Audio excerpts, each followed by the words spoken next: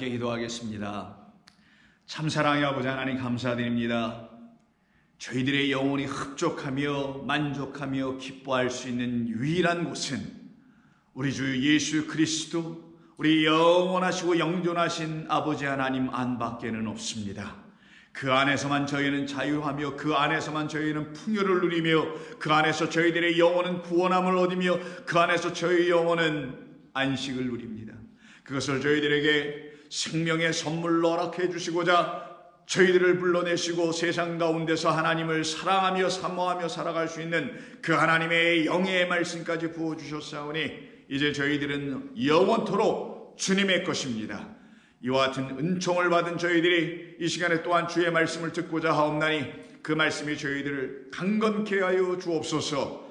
예수님의 이름으로 기도하옵나이다. 아멘. 자, 우리 하나님 말씀 나누겠습니다.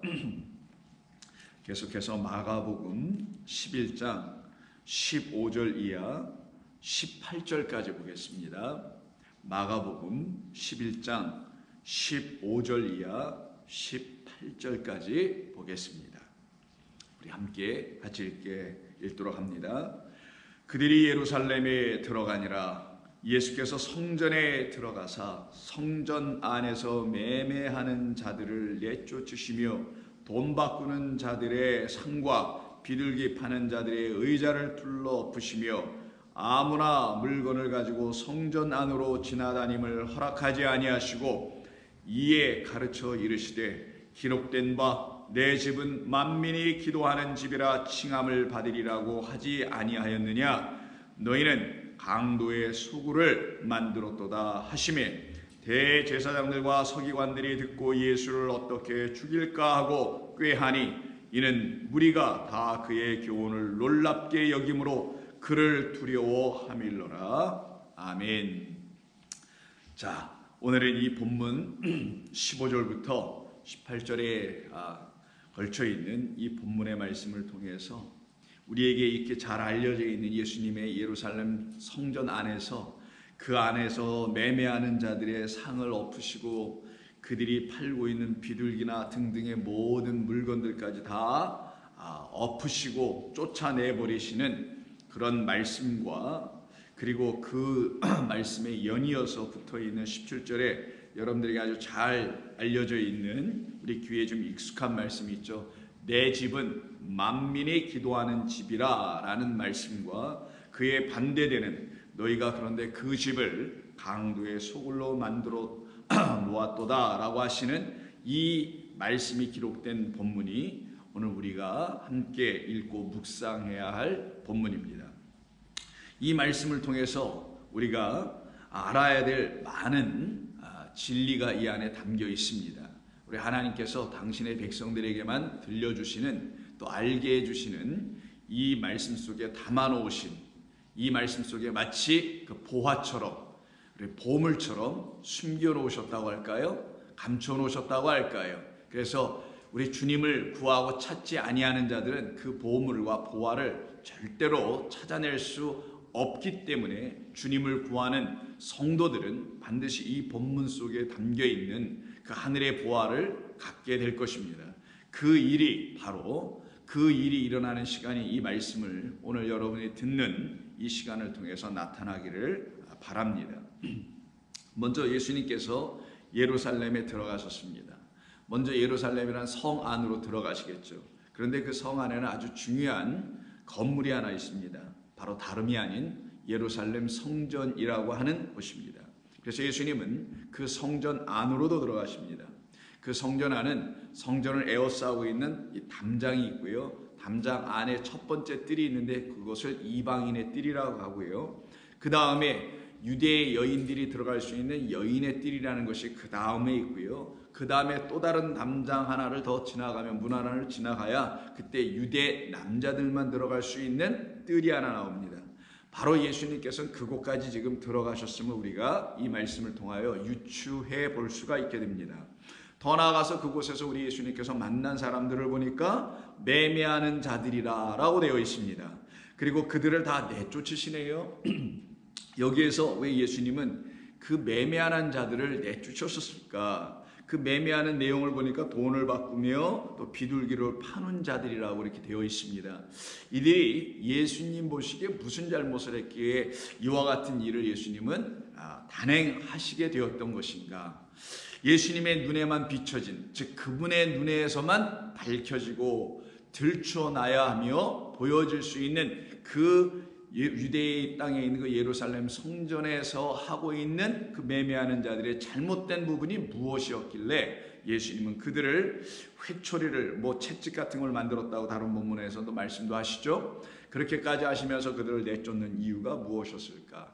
그 이유는 다름 아닌 첫 번째에 기록된 말씀인 매매한다는 이 말 속에 사실은 그 이유를 담아 내놓고 있습니다. 자, 이 매매한다라는 것은 자, 팔매자, 살매자입니다. 팔고 산다라는 순서로 헬라어가 써여 있습니다. 그래서 한문으로도 팔고 사는 것을 똑같이 우리는 그 음을 그냥 매라고 합니다. 그래서 매매한다라고 하면은 팔고 사고 하는 것이죠. 근데 이게 같은 발음 매자라고 읽게 됐던 이유는 아마 제 생각입니다만은 팔고 사는 것은 결국은 같은 것이기 때문에 한문에서 다른 음가로다가 그 글자에 주지 아니하고 그 음의 값을, 음의 소리를 매자라고 했던 이유는 여러분 한번 생각해 볼까요? 뭔가를 여러분이 살려면 여러분들이 어떻게 됩니까? 여러분이 갖고 있는 걸 여러분에게서 이게 나가게 해야죠. 그걸 돈이라고 합니다. 소위 여러분이 갖고 있는 수중에 있는 돈을 지불 해야만이 어떤 상대가 갖고 있는 것을 물건이든 뭔가를 가질 수가 있게 되죠. 그거를 매매라고 하죠. 그러면 산다라는 건 내가 갖고 있는 것을 그에게 파는 것이죠. 팔고 나는 그가 갖고 있는 것을 사는 거예요. 그 상대편도 마찬가지일 겁니다. 그가 갖고 있는 것을 내게 팔려면 내가 갖고 있는 것을 그가 사야 해야죠. 그래서 장사하시는 분들의 어려운 것 중에 하나는 그 손님들이 갖고 있는 걸 사야 하는 게 어려운 거지 자기가 갖고 있는 걸 파는 게 어려운 건 아니죠. 그가 갖고 있는 마음을 사는 거죠. 저 고객이 무엇을 원하는지 어떤 마음을 갖고 있는지를 그 마음을 사면은 그 마음이 사여진 팔려진 사람 그 고객은 반드시 그 마음을 그 상대 그 상점의 주인이 알았기에 자기가 갖고 있는 걸 이렇게 내놓게 됩니다. 그래서 매매가 성사가 되죠. 그래서 팔고 사고 파는 일이 벌어지게 됩니다. 근데 오늘 이 본문에서는 판다는 말이 먼저 나와 있고 산다는 말이 뒤쪽에 나와 있어요. 그럼 이들은 무엇을 팔았나? 여기는 지금 성전이라는 걸 여러분 놓쳐서는 안 됩니다. 일반 저작거리에 있는 상점이 아니에요. 상점에서는 물건을 팔고 그 물건이 필요한 사람들은 그 물건을 사가는 거죠. 이게 이제 상점에서 이루어지는 매매지만 여기는 성전이에요. 그럼 성전에서 무슨 물건을 팔고 하는 게 아니겠죠. 성전에서 파는 내용을 보니까 첫 번째 뭐라고 되어 있냐면 돈 바꾸는 자들의 상과라고 되어 있어요. 그럼 여기서는 돈을 판다는 것은 혹시 아닐까요? 네, 맞습니다. 이 성전은 성전에서만 사용하는 돈이 있어요. 그걸 세겔이라고 하고 본래 발음은 쉐켈이라고 합니다. 이 세겔이라는 성전 돈, 성전에서만 사용하는 화폐가 있었어요. 그 화폐를 가지고 성전에서 그 돈을 팔고 있는 겁니다. 그럼 그 돈이 필요한 사람들이 있으니까 팔 거 아니에요. 그럼 그 돈은 누가 필요한가? 유대인들이 필요합니다. 이방인들은 필요하지 않아요. 유대인들은 그들이 성전에서 파는 내놓는 그 세겔이라는 성전의 돈이 필요합니다. 그래서 그 돈을 살려면 자기들이 갖고 있는 어떤 걸 내놔야 돼. 근데 그들이 갖고 있는 돈은 뭐냐? 성전에서 쓰는 세겔이 아니에요. 그들은 일반 삶에서 매일매일의 삶에서 필요한 것은 세겔로 살아가지 않습니다. 자, 여기서 한번 잠깐 생각해 보죠. 지금 예수님 당시는 로마 식민지 치하에 있습니다. 그러면 로마 정부의 지배를 받고 있는 것이겠죠. 그럼 여기서 통용되고 있는 그 화폐, 그들이 실제적으로 매일매일의 삶 속에서 먹고 마시고 입고 하는데 소용되는 그 돈은 성전에서 사용하는 세겔이 될 수가 없고 로마에서 찍어낸 동전, 데나리온이라든가 이런 은전, 동전, 금전 이런 걸 가지고 사용하게 될 것입니다. 이들이 지금 그 세계를, 성전에서 제사장들이 팔고 있는 세계를 살려면은 자기들이 갖고 있는 일반 로마의 코인들, 자기들의 생활에서 필요한 생필품을 구입하기 위해서 필요한 그 돈을 들고 와야 돼요. 자, 그럼 들고 와서는 그 돈과, 로마의 돈과 코인과, 그리고 지금 성전의 세계를 서로 환전하는, 그걸 갖다 돈을 바꾸는 거라고 했어요. 그렇게 해야만이 성전의 세계를 사야만이 1차적으로 그 다음의 것을 할 수가 있게 됩니다. 자, 그러면 그 다음의 것은 좀 이따 생각하기로 하고, 먼저 이 돈을 바꾸는 것부터 한번 생각을 해보죠. 단순히 이게 돈을 1대1로 교환하는, 말 그대로 exchange, 그래서 1대1의 비율로 교환하는 거라면 큰 문제가 되지 않겠습니다만은, 당시에는 1대1로 그걸 교환하지 않았죠. 성전의 세겔이 더 가치가 높은 것으로 이미 정해져 있었고, 세상의 돈, 세속의 돈은 그보다 훨씬 가치가 낮은 것으로 편화됐었습니다. 왜냐하면 여기는 누가 계신 곳이에요? 거룩하신 하나님이 계신 곳, 그 하나님이 계신 그곳에서 사용되어야 될 돈은 세상의 돈과 차별이 있어야 되지 않겠어요? 그래서 얼마든지 이런 논리를 제시하면서 이스라엘 백성들에게 성전에서 갖고 있는 돈의 가치가, 자, 요즘 말로 해보겠습니다. 1불이면 세상에서 내놓고 있는 그 가치는 1불에 미치지 못하는, 그래서 더 많은 돈, 1대1이라는 1드라크마라든가 1하나의 여러분 잘 아시는 데나리온이라든가 이런 걸 이렇게 상호 균등한 가치 교환이 이루어지게 하지 아니하고, 하나 대 2라든가, 그럼 1쉐겔에, 하나의 쉐겔에 2드라크마라든가 3데나리온이라든가 이런 식으로 비율을, 여기를 더 성전 세계를 높여놨단 말이에요. 그러니 일상의 삶에서 살아가고 열심히 살아가서 돈을 벌어가지고 자식들 먹여 살리고 생활해야 될 그 일반 보통 시민들, 보통 백성들은 자기들이 수고하고 땀을 흘리며 얻어냈던 그 돈들을 가지고 와서 비싸게 지불하여 비싸게 자기 돈들을 팔아서 성전의 세계를 사야 하는 입장에 있었고, 성전은 싼 값으로 세계를 팔고 비싼 값으로 그들의 돈을 사들인 것이죠. 그래서 이때가 언제냐? 바로 6월절쯤입니다. 6월절이면 만국에 흩어져 있는 유대인들이, 또 유대인만이 아니라 이방인들 가운데 유대교로 개종한 그런 경건한 사람들이라고 성경에서 말하는데, 그들이 함께 순례를 와가지고 예루살렘 성에서, 성전에서 바로 이 6월절 1년에 한 번씩 하는 그 양을 드리는 제사를 드리게 됩니다. 그때 양만 드린 건 아니에요. 절기 때는 그런 양을 6월절 때는 드리게 됐지만, 6월절이 아닌 다른 일반적인 때에도 제사를 드리게 되는 일이 있는데, 그때는 소나 양과 비둘기, 이 셋 중에 하나를 또 드리게 됩니다. 그러면은 이들이 내놓는 그 세계를 가지고, 그 세계를 백성들에게 팔아서 백성들의 돈을 많이 걷어 드리게 됩니다. 그럼 한번 생각해 보세요. 20만, 30만, 100만 정도의 인파가 몰려들어요. 6월절만 해도. 그들이 한 사람당 하나씩 뭔가를 구입을 해야 된단 말이에요. 어떤 거? 그들이 하나님께 드려야 될 제사를, 제물을 드려야 되기 때문에 뭐를 드려야 되냐? 바로 이 세계를 그 제사장, 그 성전으로부터 다시 사서 그 세계라는 돈을 가지고 또 뭐를 살아야 되냐?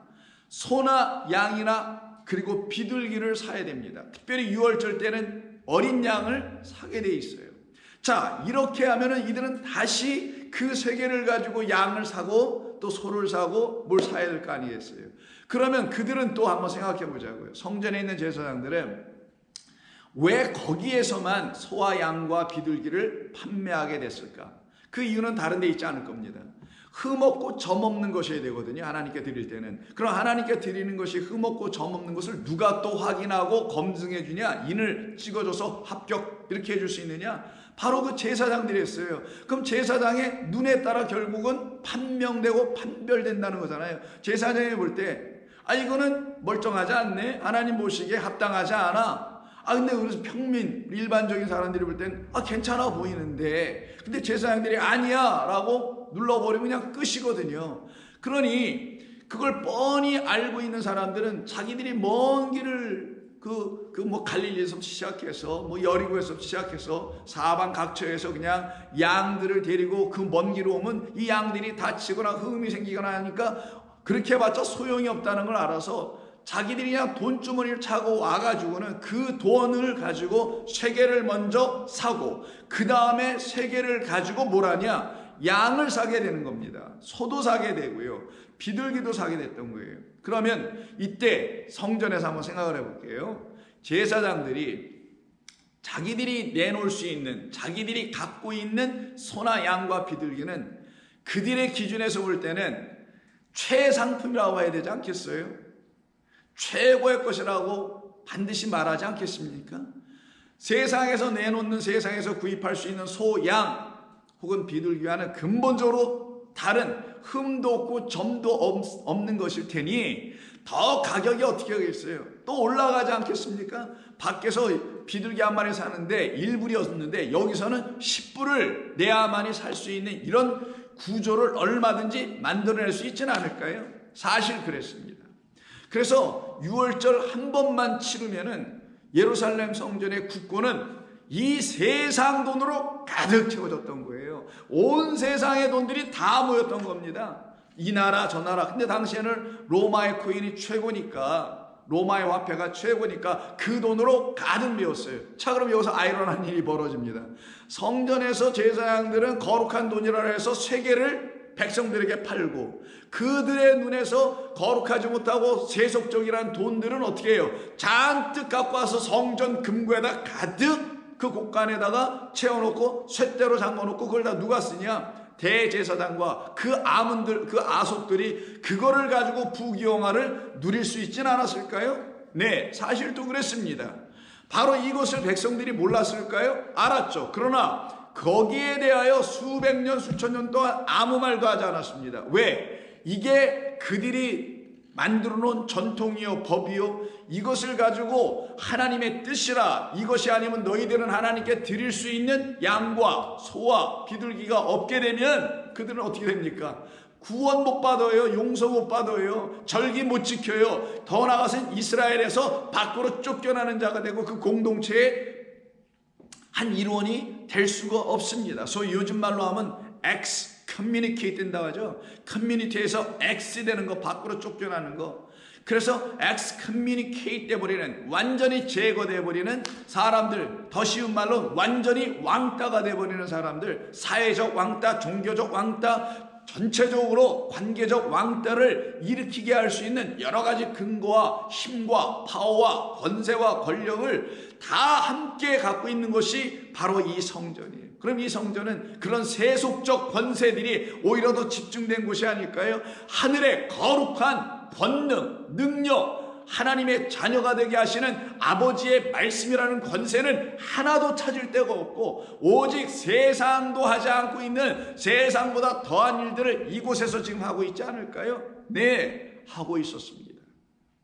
그런데도 말씀드린 대로 어느 누구도 이곳에서 그들이 하고 있는 일이 잘못됐다고 말할 수 있는 자가 아무도 없었다라는 거예요. 왜? 전부 다 무서우니까, 전부 다 두려우니까, 죽임당할까봐, 버림받을까봐, 쫓겨날까봐.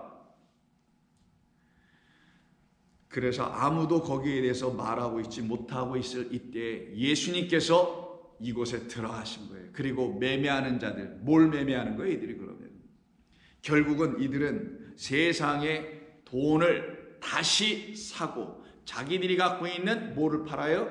성전의 세계를 팔고, 그게 뭐예요? 사실은 그냥 동전입니다. 쇳덩어리 하나 팔고 그것으로 실질적인 생명을 사가게 하네요. 뭐예요 그게? 양과 소와 양과 비둘기예요. 뭘 의미합니까? 왜 하나님께서 이런 제사를 왜 허락하신 겁니까? 돈에는 생명이 없지만 소, 양, 비둘기에는 뭐가 있어요? 생명이 있죠. 성전은 그 생명 없는 걸 내주는 데가 아니라 참 생명을 내주시는 하나님의 생명을 하나님으로부터 내줘야 할 제사장들이 있어야 될 성전인데, 그런 제사장들이 있지 아니하고 거짓된 선지자와 제사장들이 판치고 지배해버린 바로 다름이 아닌 우상을 섬기는 그 하나님, 거룩하신 하나님 백성들에게 그렇게 하지 않는데 이상한 짓들을 하잖아요. 여기서 지금 백성들에게 돈을 받고 돈을 판단 말이에요.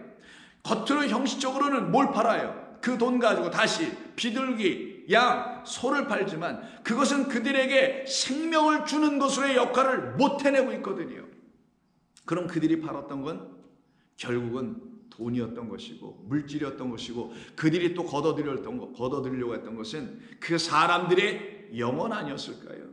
결국 그런 일이 벌어진 거죠. 거기가 어디냐? 우상 숭배가 이루어지는 곳. 그래서 계시록 13장에 보시게 되면은 여러분 잘 아시는 땅의 짐승에게 그 바다의 짐승이 권세를 줍니다. 그 요한계시록 13장으로 우리가 성경 공부할 때 여러분 다 들으셔서 아시는 거니까, 땅의 짐승은 이 세상 성전을 말한다고 했었죠. 거기를 지배하고 있는 자, 그 짐승이 있어요. 그가 15절에 보면은 권세를 받아 그 짐승의 우상에게 생기를 주어 그 짐승의 우상으로 말하게 하고 짐승의 우상에게 경배하지 아니하는 자는 몇이든지 다 죽이게 하더라. 그리고는 그가 그 모든 자, 곧 작은 자나 큰 자나 부자나 가난한 자나 자유인이나 종들에게 그 오른손에나 이마에 표를 받게 하고, 누구든지 이 표를 가진 자 외에는, 이게 뭐예요? 유대인 그 공동체 안에 있다라는 것, 우리는 율법을 갖고 있다라고 하는 것, 이 모든 게 뭐예요? 표입니다. 그걸 한마디로 다 줄이면 666이다. 온전하지 못한 말, 온전하지 못한 성전, 온전하지 못한 것들만 잔뜩 갖고 있는, 왜? 그건 하늘의 것을 그림자 모형으로 잠시 갖고 있는 것이고, 이것은 진짜 하늘이 오시기 전까지는 헛된 것이라는 걸 알아야 하는 것인데, 이게 진품이라고, 이게 진짜라고 이걸 제시해주고 있는 그걸 갖다가 표를 갖고 있는 자, 그들 외에는 매매를 못하게 하니, 여기서 이 말이 나오잖아요. 그 공동체, 그 예배 공동체, 제사 공동체, 제2 공동체로 못 들어가게 막으면 그들은 구원이 아예 없는 것이라고 생각을 하게 되었기 때문에 매매를 못하게 하는 일이 벌어지게 되는 말씀이 여기서 나옵니다. 그래, 이게 권력이지. 이게 종교 권력이었죠. 이 표는 곧 짐승의 이름이나 그 이름의 수라. 지혜가 여기 있으니 총명한 자는 그 짐승의 수를 세어보라. 그것은 사람의 수니 그의 수는 666이라. 여기서 키워드는 사람의 수래요. 하나님의 수가 아니고 사람의 수. 바로 이때 수는, 숫자는 글자였기 때문에, 당신은 아라비아 숫자가 없고 그냥 문자가 글자였으니 사람이 내놓는 문자, 하나님이 주신 이 말씀을 사람이 내놓는 문자로 문자풀이하고 있는 그 말씀이 바로 666, 777이 되어 있지 못한, 완전 온전하지 못한 상태에 있는 말씀을 표로 가지고 그걸로 매매의 어떤 자격을 얻고 그 성전을 출입하고 있는 사람들은 그들 스스로가 특권층, 그들 스스로가 우리는 됐어, 우리는 구원받았어, 우리는 안전해, 우리 이런 종교, 우리는 하나님, 우리는 그 이름을 갖고 있어 라고 거기에 다 묶여있는 상태의 사람들을 말하는 겁니다. 이게 지금 본문이 말하고 있는 성전에서의 매매하는 자들, 그 아래 땅의 성전에서, 땅의 짐승에서 붙잡혀 있는 이스라엘 백성, 이것을 지금 보신 분은 누구밖에 없었다고요? 역사 속에 아무도 없었는데 오직 우리 주 예수 그리스도 하나님만 그것을 보시고 그걸 아시기에 오셔서 그 매매하는 자들을 내쫓아 버리셨다. 그 영혼을 사고 파는 자들을 내쫓아 버리셨다. 그리고 세상의 것들을 더 취하길 더 원하는, 그래서 hypocrites, 외식하는 자들이 됐던 거예요. 속으로는 악한 것들이 가득한데 겉으로는 경건한 모습만 갖고 있는, 경건의 능력은 나타나지 않고 경건의 모양만 갖고 있는, 바로 이와 같은 율법주의에 파묻혀 있는 이 본상에 우리 주님 찾아가셔서 먼저 그 매매하는 자들을 뒤집어 엎어 내쫓으시는 겁니다. 이때 이들이 매매하는 걸 보니까 좀 전에도 말씀드린 대로 돈 바꾸는 일을 시작했다라 그러죠. 돈을 바꾸려니 돈을 올려놔야 될 거 아니겠어요. 쇠겔 이쪽에다 쫙 깔아놓고 있어요. 그러면 한 사람 줄이 쫙 있습니다. 몇십만 명이 줄을 서 있다 한번 생각해 보세요. 근데 그들은 또 하루바삐 다른 사람보다 좀 더 빨리 가려고 막 경쟁하며 열심히 배 타고 말 타고 혹은 걸어서 왔던 사람들이거든요. 이 사람들은 어떻게든 빨리 가야 돼. 왜? 늦게 가면은 그나마 자기가 원하는 거 취하질 못해요. 그래서 빨리 가고 싶었던 거예요. 그래서 빨리 가가지고 줄을 서 있는데 다음 사람 했더니 한 사람 딱 나와서는 그가 갖고 있는 돈을 이렇게 내놓습니다. 왜? 그 안에 있는 그 위에 있는 세 개를 자기가 사야만이 그 다음 옆에 테이블에서 못 팔아요? 소, 그 다음에는 양, 그 다음엔 비둘기예요. 이게 순서예요. 왜 이게 순서인지 아십니까? 소가 비둘기에 비해서는 어때요?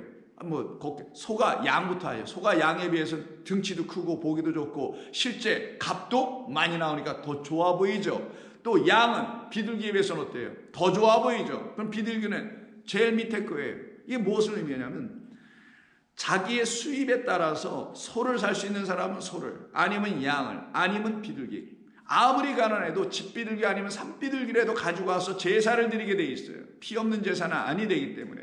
그래서 6월절은 피 있는 제사를 드리게 돼 있는데 사람마다 이런 생각을 다 이 유대 성전의 사람들, 제사장들이 소위 세뇌시켜 놓진 않았을까요? 이렇게 당신들이 하나님께 드리는 건 최고를 드려야죠. 그 최고 중에 최고가 뭐겠어요? 비둘기겠어요?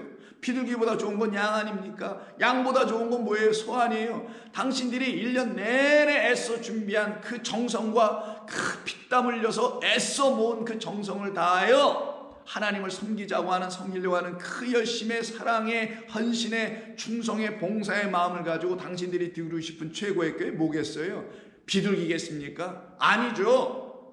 라고 하며 소라고 가르쳤고 양이라고 가르치지 않았겠습니까? 그러면 그들은, 백성들은 그렇게 듣고 그래 그게 맞아, 최고의 것을 드려야지. 그러니 어떻게 되겠어요? 라인, 줄에 맨 앞에 서서 그 소를 빨리 살려고 애를 쓰지 않겠습니까? 최고의 것을 드리려고. 왜? 그 소 금방 팔려나갈 수 있거든요. 그 양 금방 떨어질 수 있거든요. 그럼 결국 남은 건 뭐예요? 부끄러워 보이는, 내가 이렇게 가난뱅이가 아닌데 말이야, 내가 좀 늦게 와가지고 좀 서둘러 올고 내가 사람들 보기에 좀 부끄러워, 내 손에 그냥 비둘기 요 한 마리만 들고 있어, 내가 뭐 그래서 되겠어. 그래도 내가 이 동네에서 그래도 유지이고, 내가 더 나가서는 우리 집안의 믿음의 가문인데, 우리 아버지는 누구였고 우리 어머니는 누구였고, 옛말로 해볼까요? 회당장이었고, 요즘 말로 해볼까 목사고 장로고 등등 신앙의 연륜이 있는 우리 집안인데 어찌 우리가 비둘기 하나 드릴 수 있겠어? 얘야 어서 빨리 가자. 일주일 전서부터 미리 와서 대기하고 있지 않을까요? 소위 여기 블랙 프라이데이 때 사람들이 물건 사려고 그날 전날 밤서부터 나가지고 막 줄을 서고 있었던 그런 풍경들 여러분 TV를 통해서 다 보셔서 알지 않습니까? 비슷하게 그 세상 사람들은 세상의 것을 갖고 싶어서 그렇지만, 그래도 이들은 소위 믿음이 있다는 사람들인데 잘못된 믿음 666으로 가르침을 받은 사람들이라 그 열심만 있고, 그래서 그들의 가르침, 종교적 가르침 속에서 소를 드려야지. 그럼 나 올해, 작년에는 내가 양 드렸지만 올해는 꼭 소 드릴 거야. 난 작년에도 소 드렸으니까 올해도 꼭 소 드릴 거야. 그래서 서로 다투고 경쟁하는 치열한 이 현장이 바로 지금 예루살렘 성전이 아니었을까요? 여러분 한번 상상 좀 해보세요. 여러분이 이 유대인이었다면 어느 편에 서야 하는지. 아유 나는 그런 거 관심 없어, 나는 그냥 비둘기나 드릴래. 일부러 비둘기 들기 위해서 늦게 가고 그러겠어요? 그러지 않습니다. 왜? 그들은 종교적 열심으로 말하고자 한다면 둘째가라면 서러운 사람이에요. 그래서 사도 베드로도 나중에 뭐라고 합니까? 바울이, 나는 유대인 중에 나만큼 더 열심을 낸 사람이 있을까 할 정도로 나는 정말 열심으로 말하자면 난 정말 열심을 다했다. 율법의 의로 따진다면 난 거기에 흠이 하나도 없을 정도로 그들이 요구하는 모든 걸 다 해냈다. 이렇게 말해요. 그 말은 뭐예요? 나는 늘 소야. 난 늘 소를 샀어. 나는 늘 양을 샀어. 난 비둘기 같은 걸 사지 않았어.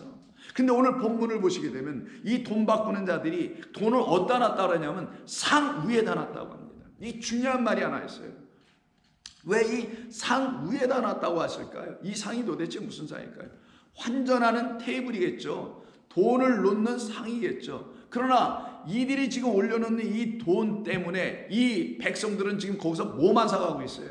돈이나 사가잖아요. 그 돈 사가지고 다시 비둘기나 뭐 양이나 염소를 사고 있는 것밖에 더 못하고 있죠. 근데 이 상은 그런 상이 되어서는 안 돼요. 근데 이들은 이 상을 가지고 뭘 해버렸어요? 돈 바꾸는, 소위 요즘 말로 하면 환전거래소였죠. 환차액을 누리고 있는 그런 곳이 바로 이들이 하고 있는 거예요. 그래서 이 단어가, 이 상이라는 단어가 단순한 단어가 아니라 프라페자라고 하는데, 이건 그냥 단순히 상이 아니에요. 뭐 이 테이블 정도가 아닙니다. 그것을 우리에게 잘 알려주는 본문이 하나 있나 한번 읽어드릴게요. 누가복음 19장 23절을 보세요. 여기 여러분이 잘 아시는 마태복음 25장에 보면은 5달란트, 2달란트, 1달란트의 비유가 있죠. 그걸 누가복음 19장에서는 10문화라고 표현합니다. 3사람에게 10문화를 다 똑같이 줘요. 그리고 나중에 그 주인이 돌아와서 그들이 어떻게 잘 관수했는지 한번 보는 이야기가 기록된 것이 누가복음 19장인데, 그때 그 마지막 3번째 사람, 10문화를 받은 사람이 땅에다 묻어버리고 그냥 가져와 버렸어요. 자, 그 사람에 대해 하는 말이 23절입니다. 그러면 어찌하여 내 돈을 은행에 맡기지 아니하였느냐? 만약에 은행에 맡겼으면 내가 와서 그 이자와 함께 그 돈을 찾았을 것 아니겠느냐? 라고 할 때에 은행이라는 말이 나와요. 이 은행이 뭐겠어요? 은행. 이 은행이 바로 오늘 본문에서 말하는 돈을 바꾸기 위해서 돈을 성전에 쇠기를 올려놓고 한편에다가 그 돈들 받은 걸 올려놓겠죠. 로마의 코인들을. 이걸 올려놓은 그 상이라는 말이 여기서 은행으로 썼습니다. 그러면 은행이라는 개념은 뭐겠어요? 돈을 바꾸는 곳이죠. 은행이 그런 곳이잖아요. 여러분 돈 저축해놓고 돈 집어넣어놓고 거기서 돈을 또 가져 나오죠. 그것이 은행입니다. 근데 이게 단순한 그런 은행이 아니죠. 돈을 바꿔가면서 그 은행은 그 여러분들이 저축한 돈을 가지고 투자해서 자기들이 돈을 더 많이 벌어들이는 그 일들을 하고 있죠. 그걸 갖다가 방코라고 합니다. 이태리 말로다가 라틴어로 방코라고 그래요. 방코에서 나온 말이 BANCO라는 말에서 나온 게 여러분 잘 아시는 은행 뱅크라는 말이에요. 그 방코가 은행이기 전에 뭔지 아세요? 탁자 테이블이에요. 옛날에 이태리에서 무역을 할 때 사람들이 그 은행을 자기들의 돈을 외국의 돈과 이렇게 바꾸려고 할 때 그 탁자 위에다 올려놓은 걸, 그걸 가지고 그 탁자에 돈이 있는 걸 가지고 그냥 그 이름 그대로 탁자라는 말 방코를 가지고 의자와 탁자 그 말을 그대로 그냥 은행으로 써버린 거거든요. 본문에서도 똑같습니다. 여기 은행에 즉 그 테이블 위에 상 위에 맡기지 올려놓지 아니하였느냐? 그리하였으면 내가 와서 그 이자와 함께 그 돈을 찾았으리라 라고 하시는 말씀이 있어요. 제가 여기 오늘 다루진 않겠습니다. 그래서 이자가 뭔지 그 돈을 왜 찾는다고 하시는 것인지 이 말의 의미는 여러분들 설명드리진 않을게요. 근데 여기서 지금 이 상이라는 의미가 그들이 돈 올려놓고 있는 그 상을 왜 한 예수님이 엎어버리셨느냐, 그 이유가 있어서 그래요. 이 상은 어떤 상이 되냐, 여기서 이자를 찾고 돈을 찾을 수 있는 그런 상이 돼줘야 되는데 그렇지 못하고 오히려 더 착복하고 있는 상이 돼버렸다라는 거예요. 세상 돈이나 세속이라는 돈들을. 그러면 이 상이라고 하는 이 프라페자라는 이 단어가 어떤 의미로 쓰이는 건가? 이 상은 도대체 그럼 어떤 상이 돼야 되나? 돈을 바꾸는 상, 소위 은행 거래나 하고 있는 상, 이런 상이 돼야 되냐? 아니면 어떤 상이 돼야 되냐? 한번 볼까요? 고린도전서 10장입니다. 고린도전서 10장 16절 이하를 보시면 바울이 이런 얘기를 고린도 교인들에게 합니다. 우리가 축복하는 바 축복의 자는, 성찬할 때 말하는 거겠죠. 축복의 자는 그리스도의 피에 참여함이요, 참여함이 아니며 우리가 떼는 떡은 그리스도의 몸에 참여함이 아니겠느냐. 여기서 지금 말씀하는 것은 우리가 받아야 될 축복의 자는 그리스도의 피에 참여하는 것이며 우리가 떼는 떡은 그리스도의 몸에 참여하는 것이라는 말이죠. 그걸 강조한 거죠. 떡이 하나여 많은 우리가 한 몸이니 이는 우리가 한 떡에 참여함이라 라고 말하면서 20절에 무릇 이방인이 제사하는 것은 귀신에게 하는 것이요 하나님께 제사하는 것이 아니니 라고 이방인과 하나님의 백성을 이렇게 나눠 놓습니다.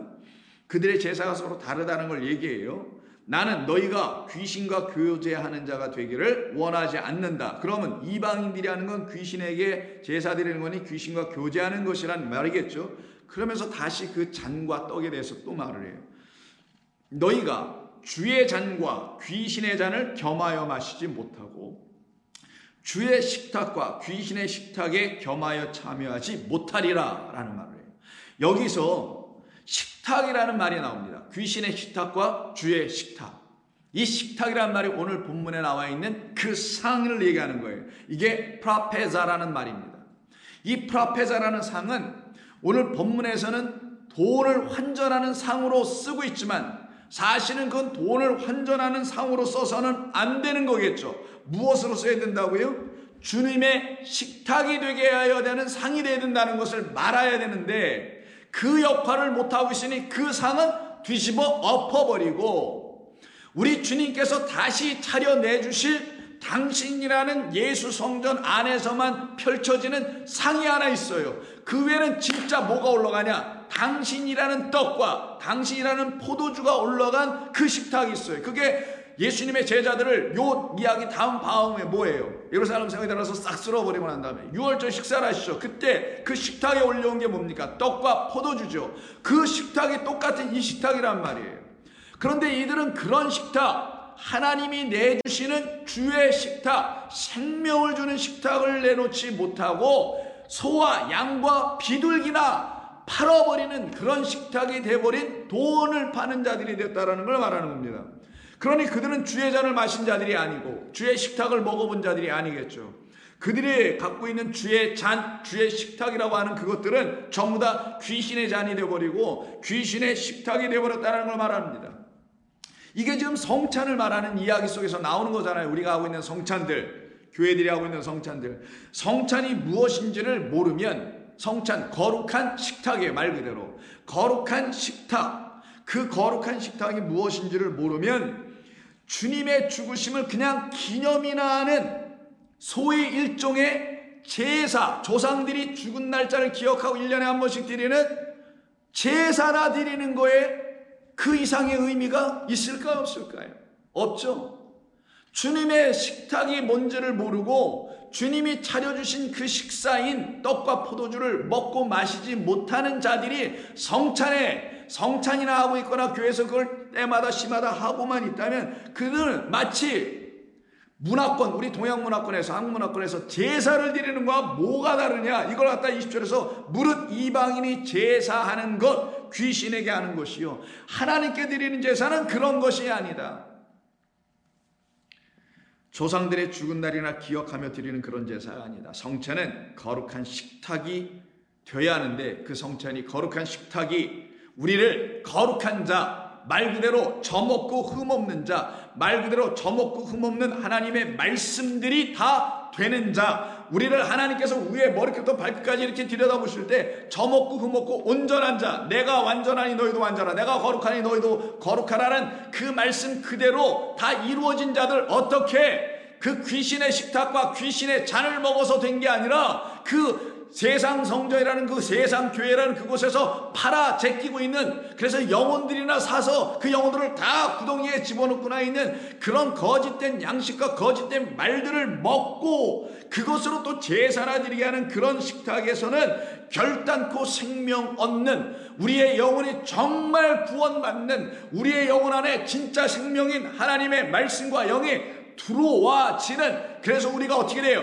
하나님의 것으로 다시 팔려가는.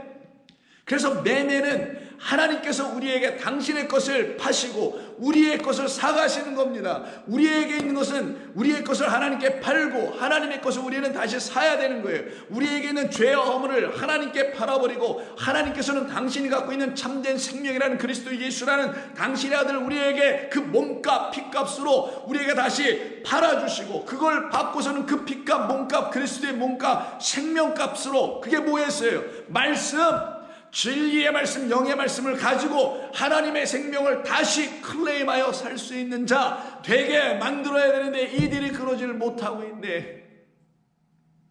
이게 세상 종교, 이게 유대 성전이 하고 있었던 일, 이게 지금 교회들이 하고 있을 수 있는 일이 아닐 수가 없을 것입니다. 그러면 그들은 소위 개신교, 기독교, 가톨릭 다 포함해서 제사를 드리면 되니 안 되니 하는 그런 엉뚱한 것들이나 빠져가지고 탁상 공론이라 하고 있는 것에 멈출 수밖에 없지 않을까요? 그래서 주의 잔이 이들에게는 귀신의 잔이 되어버린 것이고요, 주의 식탁이 귀신의 식탁이 되어버린 것이에요. 바로 그 식탁은 성소에 들어가면 진설병이라는 그 떡이 올라가야 될 테이블이 하나 있죠. 그 테이블도 프라페자라고 합니다. 똑같이 상이에요. 그 생명의 양식을, 만나를 하늘에서 오신 그리스도 예수, 곧 진리, 하나님의 진리는 그리스도 예수예요. 하나님이란 진리로 이 땅에 오신 그리스도 예수로 하나님의 말씀을 먹여줘야 하는데 여기서 돈놀이하고 장사해. 그리고 1:1로 파는 것도 아니야. 오히려 더 돈들을 더 모아 가득가득 채우고 총독들이 바뀔 때마다 그들에게 그걸 뇌물로 갖다 바치는 그런 더러운 짓들을 하고 있는 자들이 바로 그 성전이었는데, 이것에 대해서, 그 악한 자들에 대해서 어느 누구도 나서서 말하지 않더라. 그 비진리, 거짓된 말, 당신들은 거짓된 말을 하고 있는 거요 라고 아무도 말하고 있지 않더라. 그런데 여러분 같으면 어떻게 하시겠어요? 해야 되겠어요? 안 해야 되겠어요? 해야 합니다. 더러운 것들이 지배하는 그 세상에서 더러운 것이 있으면 말해야 하는 겁니다.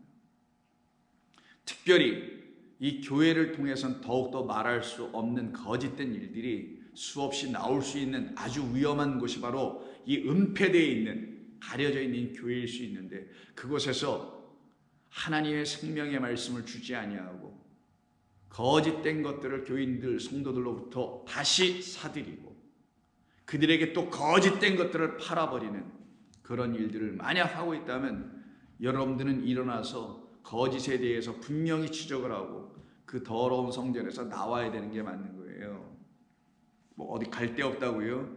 여기로 와요. 그럼 자, 로마서 11장을 보세요. 로마서 11장을 보면은 하나님의 은혜가 무엇인지를 모르고 자기들의 의, 곧 율법으로 말미암는 의에 여전히 다 그냥 도취됐다고 해야 될까? 다 취하여 있는 그 이스라엘 백성들, 그래서 여전히 하나님의 구원이 임하여 있지 않은 자기 동족 이스라엘 백성들을 향하여서 바울이 11장 5절 이하에서 이렇게 다시 한번 이야기합니다. 그런즉 이와 같이 지금도 은혜로 택하심을 따라 남은 자가 있느니라.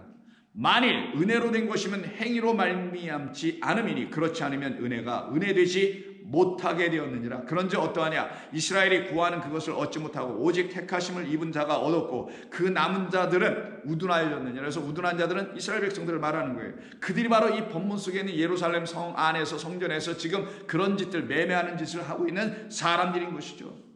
기록된 바 하나님이 오늘까지 그들에게 혼미한 심령과 보지 못할 눈과 듣지 못할 귀를 주셨기 때문에 그런 것이다. 더 나아가서 바울은 자, 시편 69편 22절을 인용합니다. 또 다윗이 이르되 그들의 밥상이, 이렇게 얘기해요. 이때 밥상이라고 명확하게 번역을 했네요. 그렇죠? 그 상은 밥상입니다. 양식, 즉 먹을 음식들이 올려져 있는 상이어야 되는데 먹지 못할 더러운 돈들만 올라와 있는 것이죠. 그들의 밥상이 뭐가 됐다는 거예요? 올무가 되고 덫이 되고 거치는 것이 돼요. 올무, 새를 잡을 때, 짐승을 잡을 때 올무, 덫 같죠?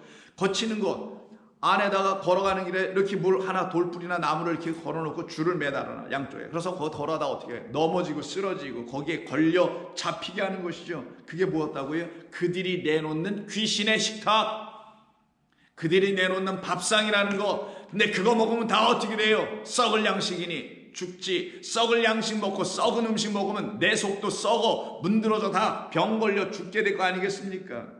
그걸 놓고 좀 바울이 다윗의 말씀을 인용하는 거예요. 그들의 밥상이 올무와 덫과 거치는 것과 보응이 되게 하시옵고라고 다윗이 이미 말하지 아니하였느냐. 그리고 더 나아가서 그들의 눈을 흐려 보지 못하고 그들의 등은 항상 굳게 하옵소서 하였느니라.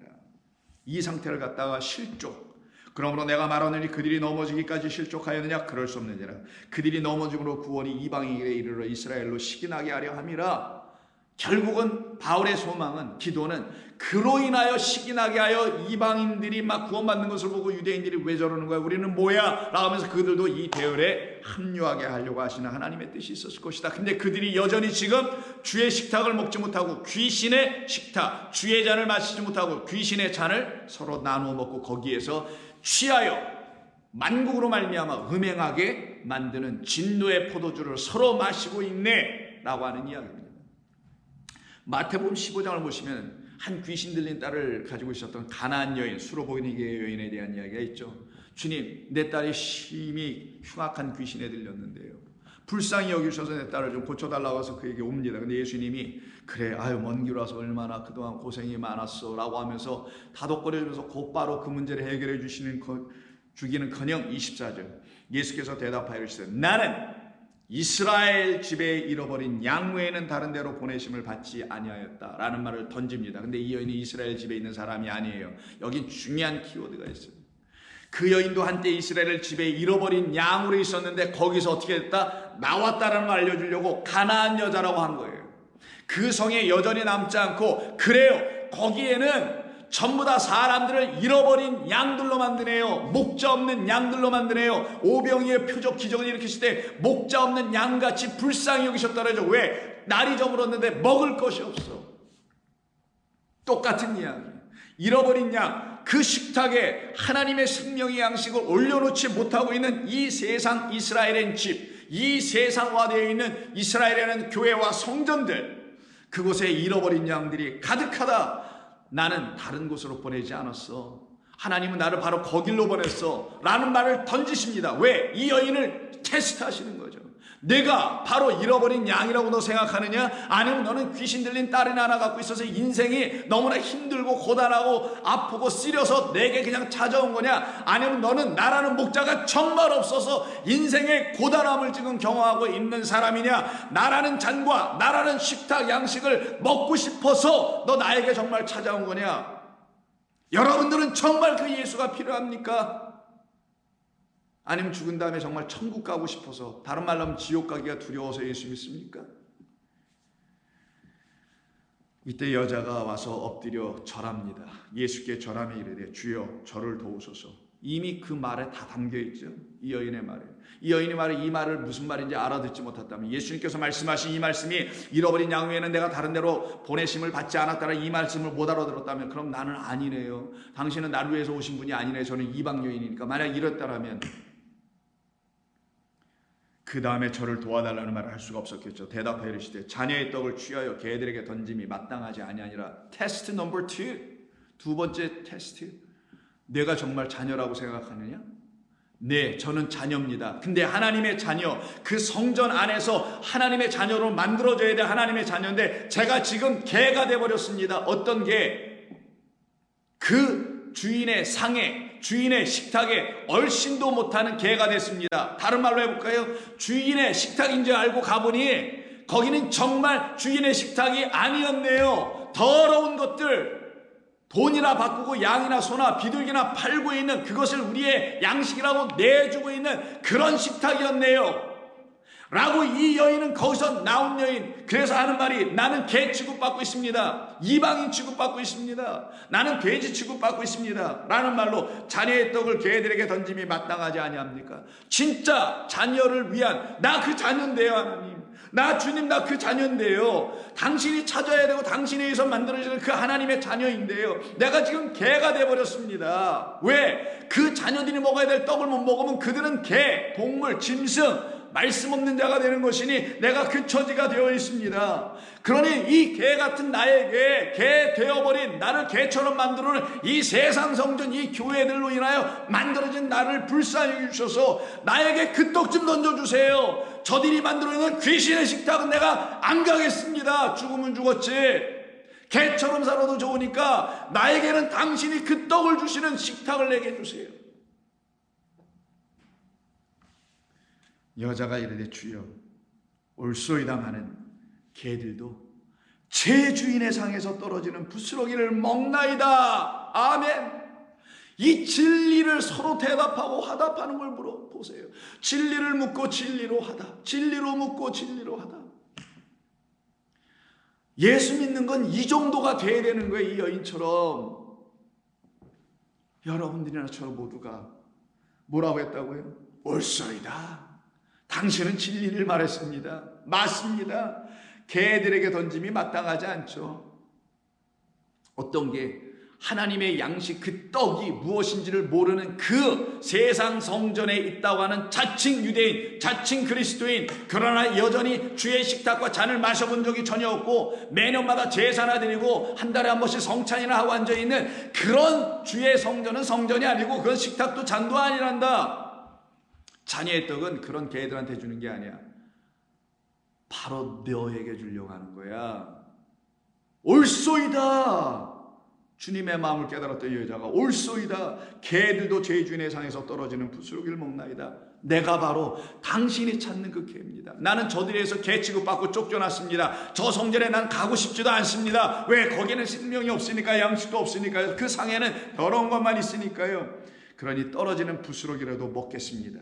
이때 주인의 상이라고 나오죠. 그것도 자기 주인의 상, 이 여인의 주인의 상, 예수의 상, 그리스도 예수님의 그 식탁에서 나오는 그 생명의 양식, 그걸 바라보고는 당신만이 나의 영혼을 완전히 구원해 줄 수 있는 유일한 양식, 생명, 영, 루하, 푸뉴마, 새 호흡, 새롭게 거듭나게 하시는 말씀은 당신의 상에서만 나옵니다. 이때 상이 우리가 지금 나누고 있는 식탁입니다.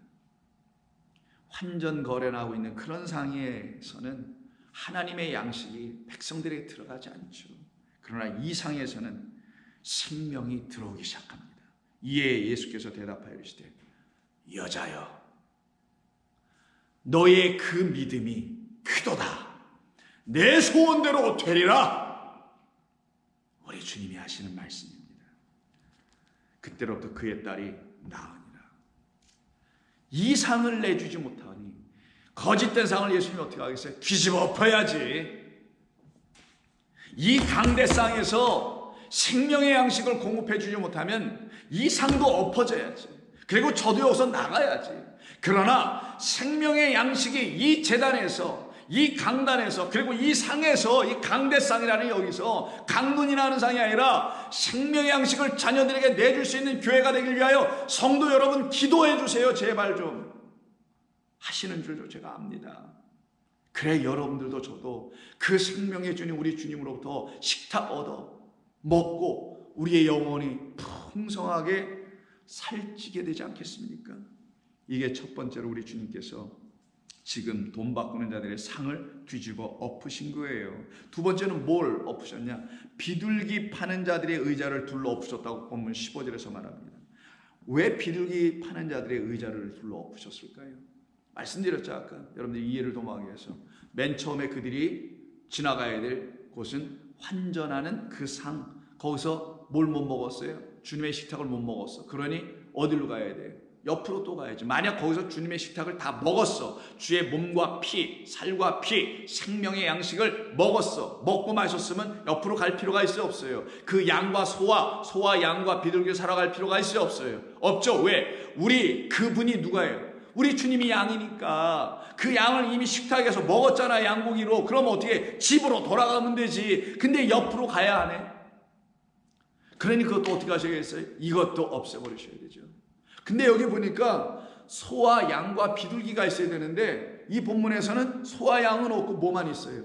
비둘기만 있어요. 그래서 아까 여러분의 이해를 도모하기 위해서 미리 말씀드린 거예요. 소보다 더 좋은 건 없어. 양보다 더 좋은 건 없어. 비둘기 맨 밑이야. 비둘기보다 좋은 게 양이고 양보다 더 좋은 게 소야. 등치로 봐도 그래, 가격으로도 봐도 그래. 그래서 자기의 부유함, 자기의 헌신 열심이 그 소에 다 소로 말미암아 다 보여지게 해. 그래서 이렇게 보여지는 것, 보이는 것, 여기에 죄다 묶여있는 이들. 그러니 뭐부터 없어졌겠어요? 소부터 다 바닥나지. 양 더 이상 팔 게 없지. 남은 건 비둘기. 그래서 나머지 있는 그 비둘기. 그러니까 지금 예수님은 거의 꼴찌로 들어가셨다라는 말씀 아니겠어요, 이거? 비둘기만 다 갖고 있어. 다 팔려나간 거야. 그래서 사람들한테 비둘기라도 주시오. 그거라도 하나님께 드려야 하니까. 이러고 있는 그 비둘기를 갖고 팔고 있는 그 의자를 들러 엎어버리십니다. 이 말씀을 좀 더 이해하기 위해서는 요한복음 같은 병행 본문 한번 봐야 합니다. 요한복음 2장 13절 유대인의 유월절이 가까운지라. 바로 유월절이었었어요. 예수께서 예루살렘으로 올라가셨더니 성전 안에서, 자 여기는 뭐라고 하냐, 소와 양과 비둘기를 파는 사람들과 돈 바꾸는 사람들이 앉아있는 것을 보시고 노끈으로 채찍을 만드사 양이나 소를 다 성전에서 내쫓으시고 돈 바꾸는 사람들의 돈을 쏟아버리시며 그 상을 엎으셨다. 여기서 보니까 소와 양이 있네요. 순서도 큰 것서부터 작은 것으로 배열되어 있네요. 가치가 가장 높은 것부터 다음 것, 그 마지막 것으로 이렇게 배열된 것으로 해놨네요. 근데 이 소와 양과 비둘기가 무엇을 의미하길래 요한복음에서는 소와 양과 비둘기를 다 말했던 것이고 마가복음에서는 지금 비둘기만 말했을까? 비둘기만 말했던 건 그 좋다고 하는 건 다 이미 팔려나갔기 때문에 비둘기만 떨렁 남아있다는 것을 마가복음이 지적한 것이며 사람들의 그 열심이 바로 이렇게 만들어놨구나라는 걸 여실히 들춰보인 것이죠. 그 열심은 그런 열심이 대해서는 안 되는데 엉뚱하게 돈 갖다 막 집어넣어놓고 웃돈도 올려서 그 소 좀 줘, 그 양 좀 줘라고 해서 그거 다 팔려나간 상태에서 떨렁 남은 비둘기에 초점을 놨다고 마가복음에서 말씀하고 있는 것이나 이 요한복음은 그들이 다루고 있는 게 이 세 가지였다. 소, 양, 비둘기다. 왜 하필이면 소였을까요? 왜 하필이면 양일까요? 왜 하필이면 비둘기일까요? 이게 그냥 여기 본문에 쓰일 수 있을까요? 아닙니다. 이들은 정말 하나님의 백성들은 정말로 그들에게 소가 필요하고 양이 필요하고 비둘기가 필요한 사람들이에요. 그래서 하나님께서 제사를 드려 소와 양과 비둘기로 반드시 드리게 했던 거예요. 이 셋 중에 하나. 이 셋 중에 하나는 셋이 곧 하나요. 하나로 각각 있는 것이 또 셋이기도 해요. 결국 뭡니까? 소는 하나님을 말하는 거예요. 이스라엘 백성들에게 소는 하나님입니다. 그래서 알레프라는 첫 번째 자음은 소를 상징하는 곧 하나님을 말씀하는 숫자로도 1 아니면 1000을 말한다고 했잖아요. 그게 알레프, 그들에게는 첫 번째 문자, 첫 번째 말씀, 곧 하나님, 곧 무엇이었냐 하나님을 그들은 소로 상징해서 이해했습니다. 소는 아버지 하나님을 말합니다. 그럼 양은 말할 것도 없네. 어린 양 누구? 예수 그 아들, 세상 죄를 지고 가야 될 아들이에요. 그럼 비둘기는 뭐냐? 그 바로 앞장 1장에 보시면 예수님께서 세례받는 이야기가 요한복음 1장에 있어. 31절 이하에 나도 그를 알지 못하였으나 내가 물로 세례를 베푸는 것은 그를 이스라엘에 나타내려 함이라 하면서 요한이 세례를 베풀 때 성령이 비둘기같이 하늘에서 내려와 그의 위에 예수에 임하였더라. 이게 괜히 나오는 말이 아니겠죠. 예수는 누구라는 거예요? 그러면은 비둘기. 근데 어떤 비둘기? 성령이라는 비둘기. 성령이라는 비둘기의 의미가 뭔가? 비둘기는 메신저. 어떤 메신저? 평강의 왕, 평화의 왕. 세상 죄를 지고 가야만이 세상에 평강, 평화가 오는데 그렇게 돼 있지 않은 이 세상에 비둘기로 어떤 비둘기? 평강의 메시지, 하나님의 평화의 소식을 전해주는 그 메신저의 역할을 하러 오신 분. 그러니 성령이 뭐예요? 저와 여러분 안에 들어와서 그 메신저, 사자의 역할을 하잖아요. 하나님의 말씀을 가르쳐 주시는. 그걸 놓고 지금 소와 양과 뭐라고 한다? 비둘기, 아버지와 아들과 성령이라고 하는 거예요. 이걸 하나로 해서 줘야 하는데 그 식탁에서 이미 먹었으면 이 하나를 다 갖는 건데 영원하신 아버지, 아버지가 계시고 나의 죄를 지고 가신 어린 양이 계시고 그리고 그 모든 걸 가르쳐 지키게 하시는 누구? 성령이 나를 도우셔야 되는데 이게 지금 역사되고 있지 않는 곳이 어디였느냐? 예루살렘이라는 그 교회, 그 성전 이었다라는 것을 말하는 겁니다. 그렇다면 이 소와 양과 비둘기를 그냥 내두실 수가 없을 거 아니에요. 그래서 노끈으로 채찍을 만드셔서 양과 소를 다 성전에서 다 쫓아버려요. 채찍을 해서 이렇게 몰아내야 되니까 얼마나 많았으면. 그리고 돈 바꾸는 사람들의 돈을 쏟아버리고 상도 엎어버리십니다. 그리고 16절 보면 특별히 비둘기 파는 사람들에게 이르시되 이것을 여기서 가져가라. 그 파는 자들, 장사하는 사람들을 놓고 말씀하신 거예요. 하나님의 영, 그 비둘기라고 이 땅에 오신 요나의 이름 뜻이, 요나 선지자의 그 이름 뜻이 비둘기라 그랬죠. 그 하늘의 소식, 그 소식 어디다 전해줘야 돼요? 다시스로 가면 안 되고 니느웨로 가야 되는 거잖아요. 그래서 니느웨에 가서, 니느웨라는 곳이 어디겠어요? 결국은 요 예루살렘. 이 예루살렘이라는 니느웨에 가서 그 비둘기 요나는 말씀을 전해야 돼요. 그래서 그 말씀을 받은 그들은 요나로 말미암는 표적을 받게 되죠. 그래서 너희들이 구할 표적은 요나의 표적밖에 없어 라는 그 비둘기는 성령, 하나님의 영이 너희들에게 임하여야 해. 누구로? 나로 말미암아, 우리 주로 말미암아, 이런 말씀인 거예요. 근데 너희들이 내 아버지의 집으로 장사하는 집을 만들었다. 공간복음에서 뭐라고 합니까? 이 집은 나의 집은 만민이 기도하는 집인데 너희들은 강도의 소굴로 만들었다는데 여기는 장사하는 집으로 만들었다고 하죠. 여기는 장사하는 집으로 더 포커스를 놓은 거예요. 왜 그러냐? 이 본문은 요한이 기록하잖아요. 그러면 요한계시록에 어떤 말이 나오냐? 18장 보세요. 18장 2절 힘찬 음성으로 외쳐 이르되 무너졌도다 무너졌도다 큰 성 바벨론이요. 여기 어디라 그랬어요? 무너지는 도성 큰 성 예루살렘입니다. 귀신의 처소와 각종 더러운 영이 모이는 것, 성령이 모이지 않고 귀신의 식탁, 귀신의 잔을 줘서 귀신의 처소가 돼버린 것, 그리고 각종 더러운 영이 모이는 곳과 각종 더럽고 가증한 비둘기가 아닌 새들이 모인다 그러죠. 비둘기는 가증하지 않으니까. 가증한 새들이 모이는 곳이 되었도다.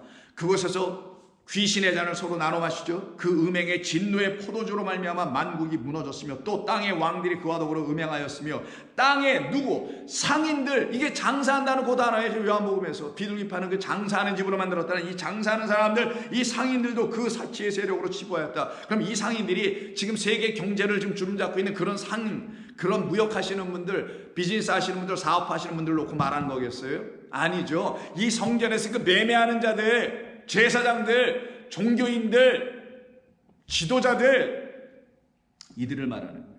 그들이 그 사치로 세력을 얻네, 돈 환전해서 더 많은 걸 얻어버리네. 여기에 뭐가 떨어지겠어요? 재앙이죠. 내 백성아 거기서 빨리 나와라. 그의 죄에 참여하지 말고 그가 받을 재앙들을 받지 말라 라고 말씀하십니다. 17절 그가 얼마나 자기를 영화롭게 하였으며 사치하였는가 그만큼 고통과 애통함으로 내가 갚아주리라. 11절 땅의 상인들이 그를 위하여 울어요. 왜? 그 음행하던 그 바벨론이 삽시간의 심판을 받는 이야기가 그 위에 10절에 있어요. 그의 고통을 무서워하며 멀리 서서 이르되 화이또다 화이또다 큰 성 견고한 성으로 보였던 그 성 바벨론이여 한 시간에 내 심판이 이르렀도다 하리로다. 땅의 상인들이 그를 위하여 울고 자기들의 거처, 거기서 우리 잘 먹고 잘 어떻게 해왔는데 거기가 그냥 불타 없어지고 무너지니까 이건 예루살렘 성이 70년에 무너지는 걸 보여주는 거란 말이에요. 땅의 상인들, 그 상인은 그냥 상인들이 아니에요. 그 쇠계를 파는 자들, 하나님의 말씀을 거짓된 것으로 팔아 세속의 돈들을 긁어 모으고 있는 자들, 재투자, 3투자, 4투자를 하겠죠. 이런 자들이 하는 일이 무엇인지 볼까요? 13절 계피와 향료와 향과 향유와 유향과 포도주와 감람류와 고운 밀가루와 미리와 소와 양과 말과 수레와 종들과 사람들의 영혼들을 이들이 매매하더라. 결국 사람들의 영혼이었어요. 그래서 15절 바벨론으로 말미암아 치부한 이 상품의 상인들이 그 고통을 무서워하여 멀리 서서 울고 애통하더라. 다시 요한복음 2장 가보세요. 바로 그들을 놓고 그들이 지배하는 그 집이 무슨 집? 이 아버지의 집이라는 성전, 이 성전이라는 그 아버지의 집을 이 장사는 매매하는 자들이 더럽게 하여 주의 식탁을 귀신의 식탁으로, 주의 잔을 진노의 포도주를 마시게 하는 귀신의 잔으로 먹이고 마시게 하여 살찌고 취하게 만들어 놨다 라고 말씀하고 계십니다. 그러나 이 집은 단순히 그런 집이 되어서는 아니 되고 생명의 양식을 주는 그런 집이 되었었어야 되는 거예요. 그런데 우리 주님 오셔서 어떻게 합니까? 그 성전을 놓고서 2장에서 보니까 유대인들을 향하여 그걸 다 쓸어버리면서 하시는 말씀이 17절 제자들이 성경 말씀에 주의 전을 사모하는 열심이 나를 삼키리라 한 것을 기억하더라. 그들의 열심만을 계속 부추겨 그것을 발휘하도록 생산해내도록 만들었던 유대 성전에 거했던 모든 사람들은 서로 앞다투어 자기들의 열심을 마치 하나님 사랑하는 것으로 바꾸어 표현하여 그것으로 더 큰 소, 더 크게 좋은 양 이런 것들을 구입하게 하는 그런 열심이나 만들어내게 했죠. 거기에 대하여 예수님 말씀하십니다. 예수께서 대답하여 이르시되 너희가 이 성전을 헐라. 이건 아버지의 집이 아니니까. 그게 아버지의 집이 이미 되어 있으면 왜 헐라고 하시겠어요? 근데 아버지의 집이 되어 있지 않으니까 이 성전을 헐라. 이 인간 사람 생각으로 가득한 이 성전을 헐라. 내가 사흘 동안 일으키리라. 무엇의 의미인지 다 아시잖아요. 이것은 당신의 육체를 가리켜 말씀하신 것인데 어떤 육체? 당신 예수가 곧 성전 되어줄 거라는 그 육체에 대한 말씀이시며, 사흘이라는 것은 죽은 자 가운데서 살아나신 후에야 돼서 이 모든 일들이 그 말씀을 들었던 제자들과 이 말씀을 깨달았던 지금의 저와 같은 여러분들과 같은 이 세상의 참된 제자들에게는 이 주님이 말씀하신 것으로 말미암아 수르보니게 여인처럼 주님의 식탁에 둘러앉게 되며, 거기서 떡과 포도주라는 하늘의 만나인 하늘의 음료로 오신 그리스도 예수로 우리는 생명의 양식을 충분히 먹고 마시며 우리의 영혼은 흡족히 채워져서 우리는 구원받는 백성이 되지 않겠습니까? 그 일을 이루시기 위해서 우리 주님께서 당신을 어린 양으로 우리에게 내주시고 은 30에 우리를 당신의 몸값 30으로 우리를 우리의 일을 위해서 내주시고, 그리고 그 돈으로 우리를 다시 사버리시는, 그걸 갖다 뭐라고 하냐? 속량하셨다고 하는 거예요. 그게 참된 매매입니다.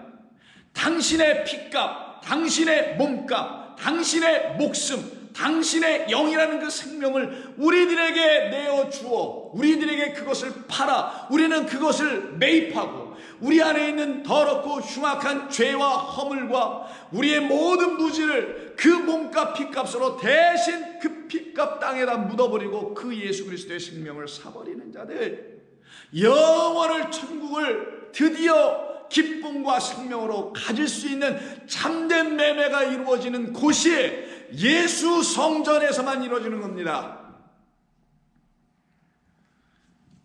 그래서 아까는 요한계시록 13장에서는 그 사람에서 짐승의 표를 들고 666으로 매매하는 것을 이루는 그 성전과는 너무나 달리 바로 곧 이어 일어나온 14장에서 보니, 또 내가 보니 보라 어린 양이 시온산에 있고 그와 함께한 14만 4천이 있는데 그들의 이마에는 어린 양의 이름과 그 아버지의 이름을 쓴 것이더라. 소와 양이 다 그들에게 있다라는 거예요. 내가 하늘에서 나는 소리를 들으니 많은 물소리와도 같고 큰 우레소리와도 같은데 내가 들은 소리는 검은 고 타는 자들이 그 검은 고를 타는 것 같더라. 진리의 말씀의 음성이에요. 그들이 보좌 앞과 네 생물과 장로들 앞에서 새 노래를 부르니, 할렐루야, 새로운 노래를 부르죠. 감사 찬송을 부릅니다. 이들이 속량함을 받은 14만 4천 외에는 이 노래를 능히 배울 자가 없더라. 14만 4천, 그들이 바로 속량받은 하나님의 백성. 이는 666이 아니요 14만 4천으로 하나님의 거룩한 말씀들이 딱 되어 있는 그들만 속량함을 받더라. 이 속량이라는 말이 아까 매매에서 팔고 산다고 했죠.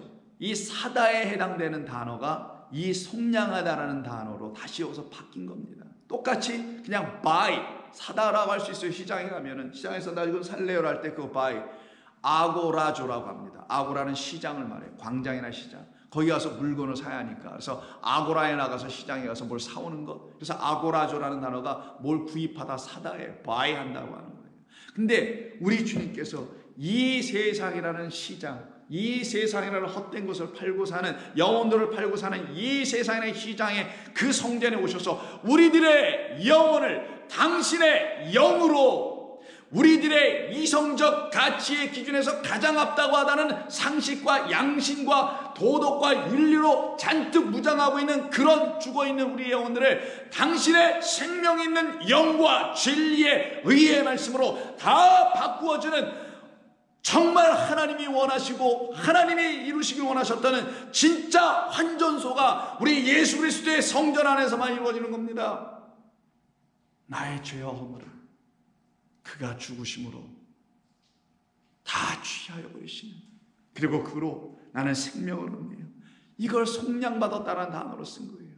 다시 사들여졌다, 수동태로 구입하여졌다. 우리가 다시 그의 핏값으로 다시 사임을 당하였다. 이 사람들은 여자와 더불어 더럽히지 아니하고 순결한 자라, 어린 양이 어디를 인도하든지 따라가는 자며 사람 가운데서 또다시 아고라죠, 다시 매입함을 얻어 이 세상 사람들 가운데서 그들은 속량을 받아 예수님께서 나를 이렇게 살려내신 거라는 걸 깨닫고 그분들에게 다 돌아가 그 어린 양이 인도한 대로 쫓아가 이들이 속량받은 처음 익은 열매로 하나님과 어린 양에게 속한 자들이니 그들의 입에는 참된 식탁에서 먹은 진리의 떡과 참된 식탁에서 먹은 진리의 포도 음료 생명의 음료를 내놓는 자들 그것을 놓고 그들의 입에는 거짓말이 없고 흠이 없는 자들이라.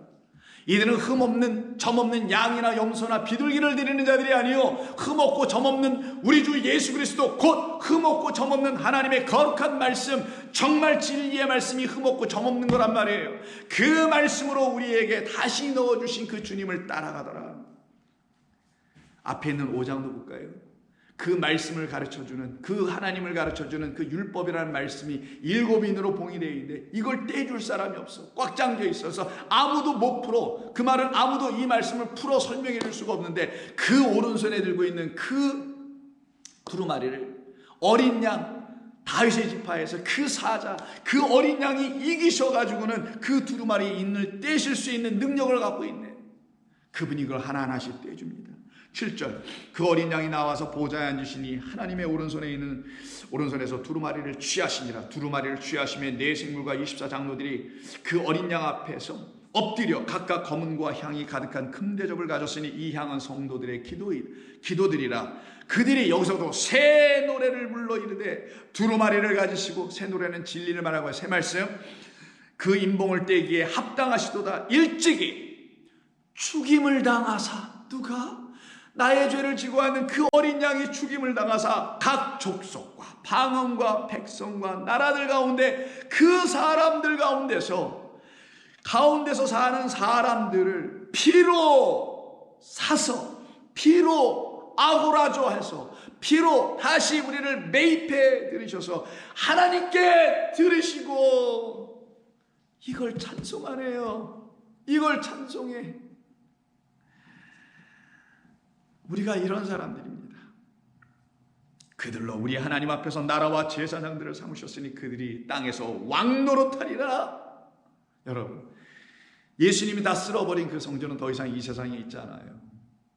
근데 지금도 세상은 그 성전도 짓겠다고 아우성하고 있죠. 그러나 우리는 보이지 않는 예수 성전 그 안으로 다 들어와 있는 사람들입니다.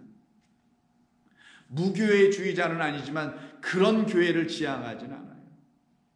보이지 않는 교회, 보이지 않는 성전인 예수 성전 안에서 우리가 뭐 한다고요? 제사장과 왕이 되어 1000년 동안 왕노릇하더라.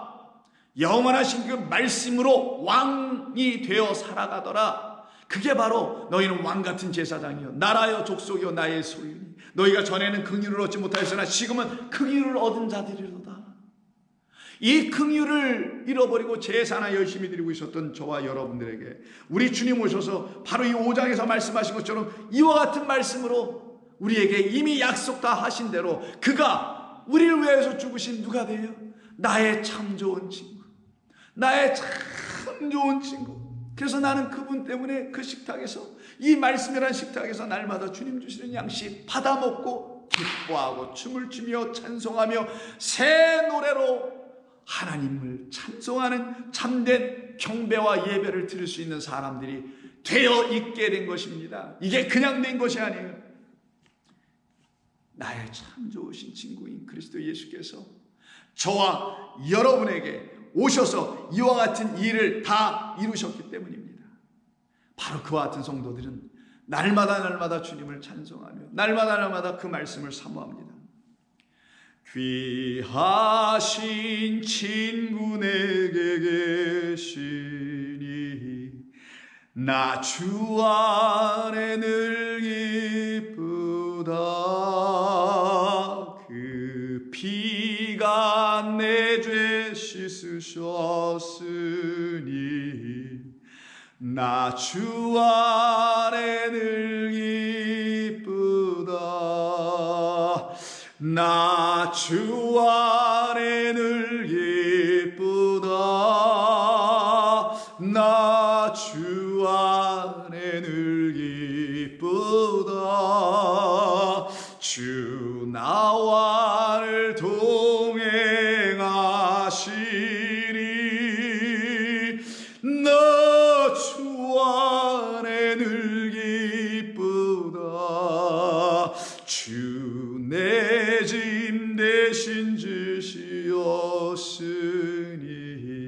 나 주 안에 늘 기쁘다.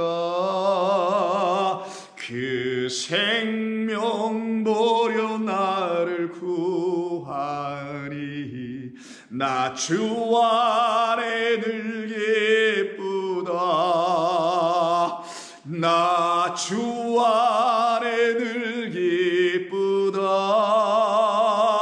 나 주 안에 늘 기쁘다. 주 나와 늘 동행하시니